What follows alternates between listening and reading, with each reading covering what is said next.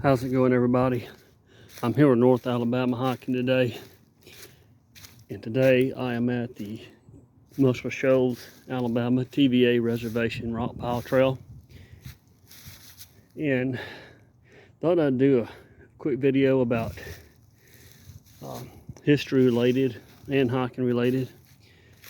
And what you see here is remnants of the old Wilson steam plant. And the Rockpile Trail cuts right through this area.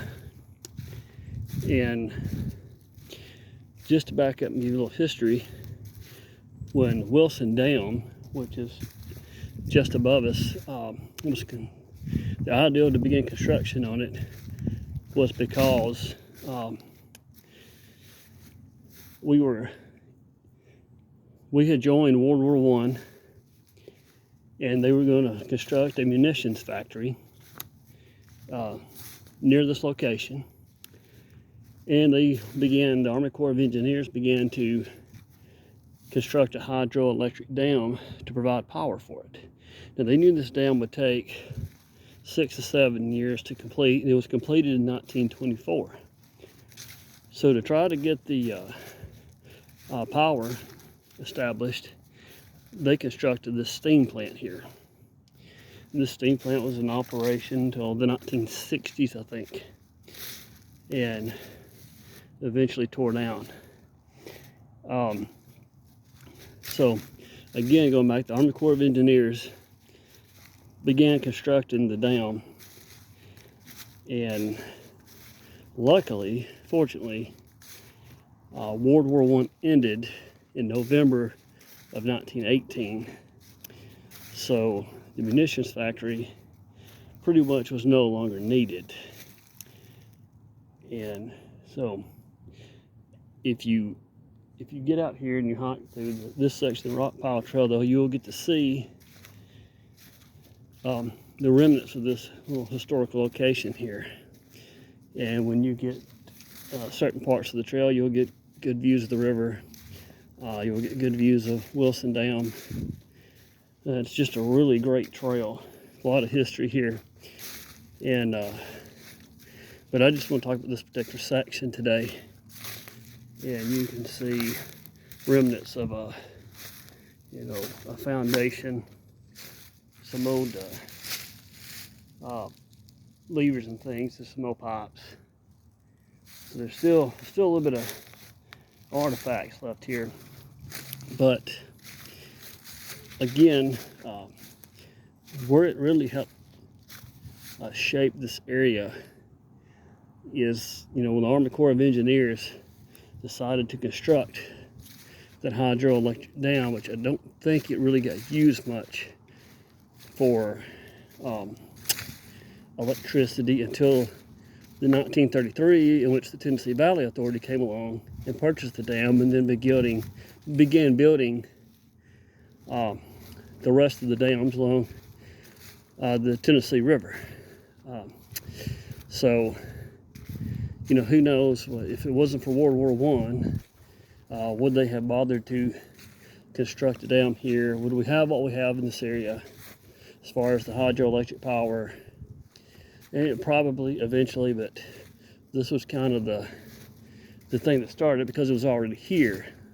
And the Roosevelt administration knew this, and they decided to add on it. A little more history too is, in this area, the Tennessee River wouldn't be near as wide as what you would see now. At times, it could be a lot narrower, a lot shallower, more shallow, excuse me. As a matter of fact, in this particular section of the river, it could actually have rapids flowing, and it made boat navigation difficult and sometimes impossible. Even when they constructed the canal, it still wasn't perfect. So by constructing this dam, it established a better, how can I say, by damming up the lakes, it provided, it made it easier for the boats to get through here. Even with the completion of Wilson Dam, it still wasn't perfect. So they knew in the 30s, they knew they would need some of these other dams. And so they began to complete them. And then at that point, the whole Tennessee River from Knoxville all the way back up to where it empties into, I think it's the Ohio River. It made the whole thing traversable by boats, by barges, which really opened up this area economically because they could then use the river. It's actually why we were able to get the Redstone Arsenal in Huntsville, and which is where Marshall Space Flight Center is also located. That was huge for this area. So again, without the Army Corps of Engineers doing that, that may have been delayed, but it definitely changed the geographical makeup of the area and the economical makeup of the area, and it had a lot of history. And this is just one section of it that you can walk through. Some other bits of information is this area, you have a nitrate city, which was, talking about the nitrate plant. You have Ford City, which gets its name from the fact Henry Ford was going to build a large automotive factory here. And they did build one, but it was a smaller one than they anticipated. But he actually considered purchasing Wilson Dam and Wheeler Dam, which is just a few more miles up the river. So that would have really changed the area a lot during that time period. It could have made it an even bigger, more booming metropolis on this end of the Tennessee River. But that didn't happen because the government was like, we're not going to sell these dams. We're going to operate them ourselves.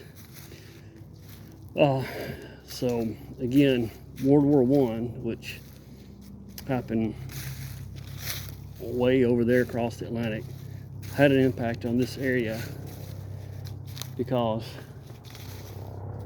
they decided this was actually a really good spot to construct a hydroelectric dam. So anyway,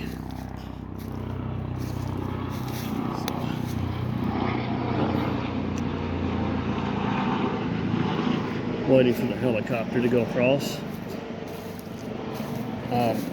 Other historical related stuff along this trail is on the